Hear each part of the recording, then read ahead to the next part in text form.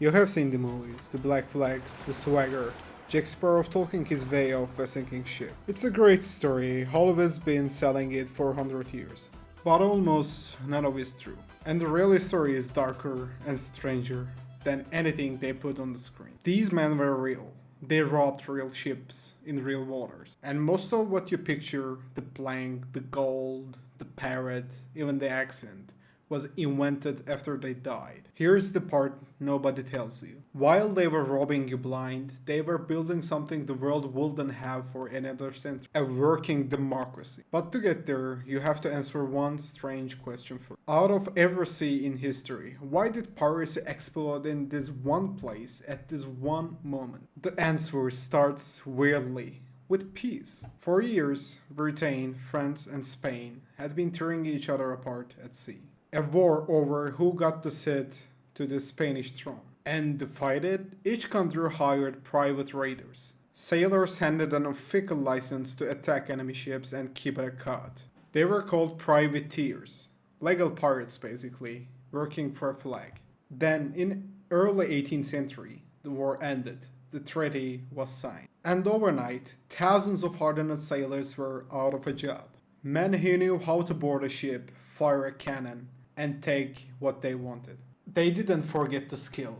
They just lost the permission. And they were sitting right next to the richest shipping lanes on earth. Spanish galleons still crossed the Caribbean, stuffed with silk. The colonies were half defended. The navy had mostly gone home. The work was gone. The opportunity was everywhere. So the privateers stopped waiting for a license and took it themselves. That's how it started. Not with adventure, with unemployment. They needed a base and they found one. A half abandoned town called Nassau in the Bahamas. England had given up on it after the French and Spanish burned it. So the pirates simply moved it and made it there. For a few years, Nassau was something that shouldn't have existed. A town run by pirates for pirates. They call it the Republic. At its peak, over 1,000 of them used it as home. There was no crown to answer to and no taxes to pay. Just a rough outpost of outlaws governing themselves. And here is where the movies actually undersell them. A pirate ship wasn't a floating dictatorship with a cruel captain barking orders. It was closer to a floating town hall. Most of the time, the crew voted for their captain. And if he turned coward or tyrant, they voted him back out. Or,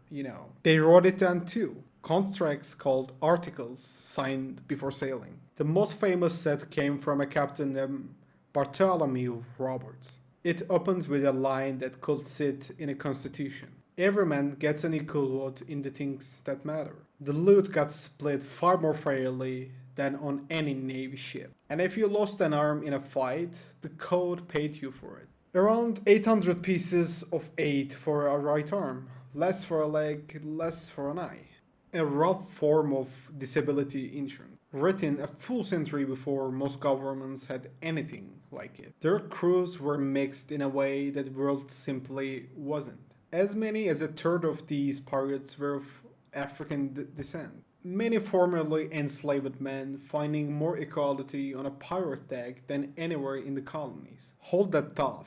It is the twist this whole story is building to. But first, the legends. And two of them earned it. The first you already know, the Blackbeard, real name Edward Teach. He captured the French slave ship and renamed it Queen Anne's Revenge. He crewed it with hundreds of men.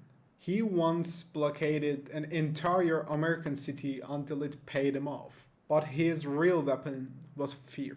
Before a fight, he will tie slow-burning fuses into his beard and light them. So he will loom out of the smoke wrapped in a hell of fire, looking like something straight out of hell. Most ships just surrendered. And that was the point. That's what the Black Flag was really for. The skull and crossbones wasn't just one design. Different captains flew their own skeletons, hourglasses, spears. It was psychological warfare, pure and simple. Fly it, and a merchant ship will offer give up without a shot. Treasure without a fight. Nobody dead. The flag wasn't there to start a battle. It was there to end one. The second legend is the one nobody remembers, even though he was the best of them all. Bartholomew Roberts, the Blackbeard. He captured around 400 ships, more than any pirate of the age. He once sailed in a harbor in Newfoundland, and 22 ships surrendered to him at once without firing it back. So, where is the buried treasure? The maps, the chest, the axe? There basically wasn't any. Real pirates almost never buried their gold, they just spent it. Fast, on drink, and whatever a port town would sell them. The treasure map with the axe was invented by a novelist, Robert Louis Stevenson, in 1883, long after the last of them died. Walking the plank, also fiction. That one comes from Peter Pan. Real pirates just threw you overboard, or married you on an empty island with a pistol and just one shot. Even the "or matey" accent was invented by one actor in 1950 film. None of your pirates ever actually talk like that. So the movie version is mostly costume. The real thing was a democracy of desperate, violent, oddly fair men, running their own republic in the middle of an empire. Which is exactly why it couldn't be allowed to last. Because an empire can survive theft. What it can survive is an example. A place where ordinary men elected their leaders and split the wealth. A dangerous idea, sitting right off the coast. And the crown wanted gone. So in 1718, Britain sent a new governor to Nassau. A man named Golden Rogers, with a simple offer. Take the king's pardon and go home, or hang. Some took it, the rest they hunted. The same year, they cornered Blackbeard of North Carolina and killed him in a boarding fight. 4 years later, a warship caught Blackbeard off the coast of Africa and cut him down with a blast of grape shot.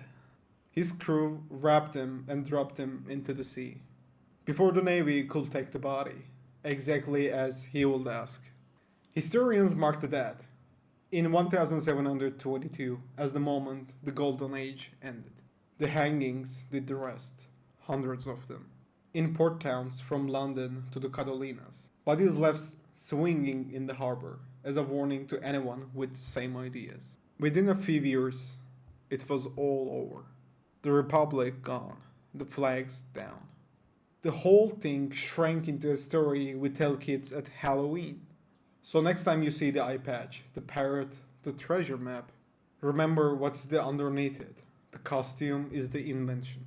The real pirates were something the movies never quite say out loud. For a few short years, off the coast of an empire, some of the most wanted criminals on earth built one of the freest little societies of their age. And that's the part the empire really wanted buried.